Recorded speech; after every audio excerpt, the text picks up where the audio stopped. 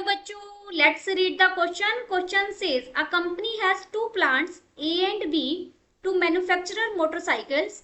60% motorcycles are manufactured at plant A and the remaining are manufactured at plant B.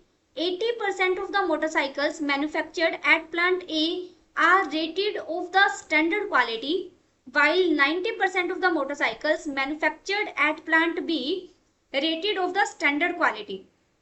A motorcycle picked up randomly from the total production, it was found that to be the standard quality. If P is the probability that it was manufactured at plant B, then 126 P is option A is 64, option B is 56, option C is 66, option D is 54. बहुत easy सा question है। सबसे पहले हम की concept देखेंगे। देखिए हम इसमें बेस थ्योरम का यूज करेंगे। बेस थ्योरम की हेल्प से इस क्वेश्चन को सोल्व करेंगे। क्या है बेस थ्योरम का फॉर्मूला भी देख लेते हैं। प्रोबेबिलिटी ऑफ, अगर मुझे ई आई बाय ए फाइंड आउट करना है, जहां E1 E2 En ये हमारे क्या है, म्यूचुअली एक्सक्लूसिव और एग्जॉस्टिव इवेंट होते हैं, और ए कोई भी इवेंट है अकर विद E1 E2 और En, तो हम प्रोबेबिलिटी ऑफ E1 या EI लिख देते हैं, क्योंकि EI यूज कर रहे हैं। Probability of A by EI या फिर A बाई EY का मतलब होता है probability of A given EI is equal to, और नीचे इनका समीशन आ जाता है। अगर n मेरे पास इवेंट है तो n 1 to i running from 1 to n, probability of EI into probability of A by EI। अब यहाँ हमारे पास दो प्लांट्स हैं, प्लांट्स A और B हैं, दो प्लांट्स दिए गए हैं। मैन्युफैक्चर कितना करता है, ये करता है 60%। 60% का मतलब है 60/100, और रिमेनिंग ये करता है, तो ये बचा हुआ कितना करेगा 40%, दैट इज 40/100। अब स्टैंडर्ड क्वालिटी का इसके पास कितना है, स्टैंडर्ड क्वालिटी इसके पास है 80%। 80% का मतलब क्या है 80/100, और यहाँ है 90%, दैट इज 90/100। इक्विवेलेंट है ये चीजें। अब इसको हम ना प्रोबेबिलिटी की फॉर्म में लिख लेते हैं, क्योंकि बेस थ्योरम में मुझे ये चाहिए तो यही चीजें थी, लेकिन आपको एग्जैक्ट पता होना चाहिए क्या है। मान लीजिए ये हमने लिया जो E2 ये E1 इवेंट ले लिया। प्रोबेबिलिटी ऑफ E1 इवेंट है कि वो A प्लांट से मैन्युफैक्चर हो रही है, दैट इज 60/100। आप 6/10 भी कह सकते हैं। प्रोबेबिलिटी ऑफ E2 की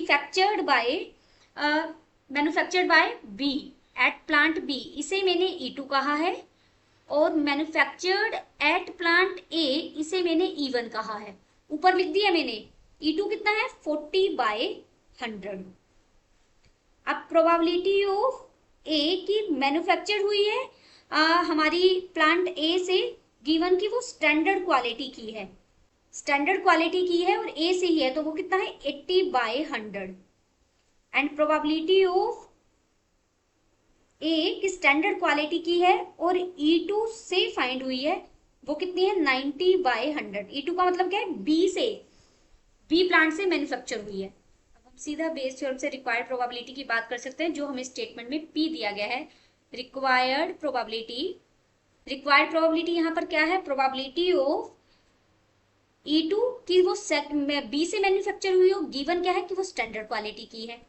this is equal to probability of A by E2 into probability of E2 हो जाएगा, डिवाइडेड बाय, अब यहाँ दो ही इवेंट है तो मैं दोनों को अलग अलग ही लिख देती हूँ, probability of E1 into probability of A by E1, और plus probability of E2 into probability of A by E2।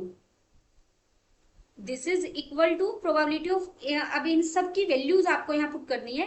देखिए मेरे पास प्रोबेबिलिटी ऑफ E2 कितनी है, E2 कितनी है 40/100, जिसमें 4/10 लिख लेती हूँ, मल्टीप्लाइड बाय, और probability of A by E2 कितनी है 90/100, जिसे आप 9/10 लिख सकते हैं, डिवाइडेड बाय, एक तो मेरा यही आएगा 4/10 मल्टीप्लाइड बाय 9/10, प्लस यहाँ E1 के लिए और लिखेंगे 6/10 मल्टीप्लाइड बाय 8/10, तो सीधा ये हो जाएगा 36 डिवाइडेड बाय प्लस 36 ही बन जाएगा।